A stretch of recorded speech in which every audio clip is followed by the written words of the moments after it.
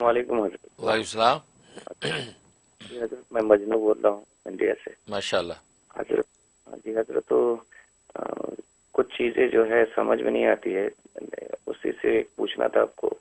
तकरीबन 30 साल हो गया हजरत, एक ख्वाब देखा था मैंने कि आप सल्लल्लाहु अलैहि वसल्लम की दोनों पैरों को दो गुलाम जो है दबा रहा था, यानी खिदमत कर रहे थे। तो फिर देखा वो बिस्तर पे जो आप लेटे थे वो बिस्तर खाली देखा मैंने बाद में। और फिर मैं उस बिस्तर पे सोने के लिए उठने ही जा रहे थे, तो एक हबसी मस्तूरात मेरे तरफ बढ़ी, पर्दे में थी, और उन्होंने मेरे चेहरे पे थूक दिया। हजरत, इसकी ताबीर मैं जानना चाहता हूँ, बिल्कुल ये समझ में नहीं आया, मेरे बहुत पुराने ख्वाब है। क्या आप सल्लल्लाहु अलैहि वसल्लम की अहलिया में से कोई हफ्सा के थी क्या, या बांदियों में? जज़ाकल्लाह। माशाल्लाह।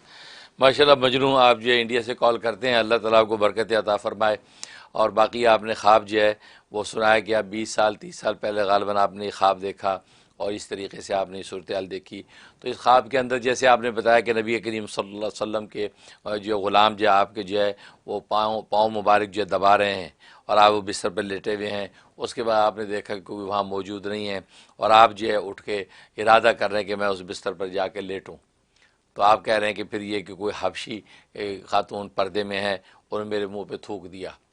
तो इसका क्या मतलब है? मतलब बिल्कुल वाज़ेह इसका मतलब ये है कि आपने जो उस इरादा किया कि नबी करीम सल्लल्लाहु अलैहि वसल्लम की इस बिस्तर पे मैं जाके लेटूं, आपकी ज़हन में तो ये था कि मैं हुसूल बरकत के लिए मैं उसके ऊपर लेट जाऊं।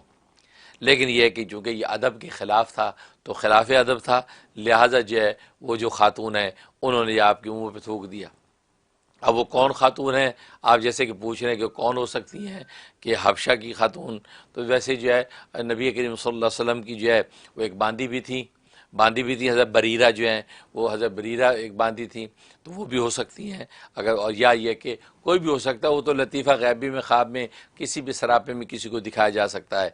आपकी जो खुदाम में से भी कोई हो सकते हैं, तो वो अहम बात नहीं है। बिल्कुल इसी तरीके से, लेकिन यह है कि ये जो अमल है ये इशारा कर रहा है कि उस वक्त 20-30 साल पहले ज़रा आपकी भी तरबियत का ज़माना होगा। तो नबी करीम सल्लल्लाहु अलैहि वसल्लम के कि अदब सिखाया जा रहा है कि आपके बिस्तर पे आपकी जगह पे यूँ बैठना लेटना ये चूँकि अदब के ख़िलाफ़ है और आप ये इरादा कर रहे हैं कि मैं वहाँ पर जाऊँ, तो इसलिए जो आपको ये तंबी की गई है। इसलिए आप इस पर जो है इस्तिग़फ़ार करें, 2 रकात नमाज़ तौबा पढ़ के इस्तिग़फ़ार करें और जो है वो जो खातून को इसाले सवाब करें और यही कहें कि या अल्लाह, मेरी ये नीयत नहीं थी, मैं तो हुसूल बरकत के लेटना चाहता था, कोई अदब के ख़िलाफ़ कोई अमल करना मेरा मकसूद नहीं था। ये दुआ कर लें, इंशाअल्लाह उसका बुरा असर जो है, ज़ाहिर 20 साल हो गए 30 साल हो गए, वो बुरा असर ख़त्म हो गया। फिर आपने मज़ीद अपनी तरबियत के मैदान में तरक्की की है और नबी पाक सल्लल्लाहु अलैहि वसल्लम के हवाले से आदाब माशाअल्लाह आप अब समझ गए हैं। अल्लाह ताला आपको मज़ीद बरकत अता फ़रमाए। जी।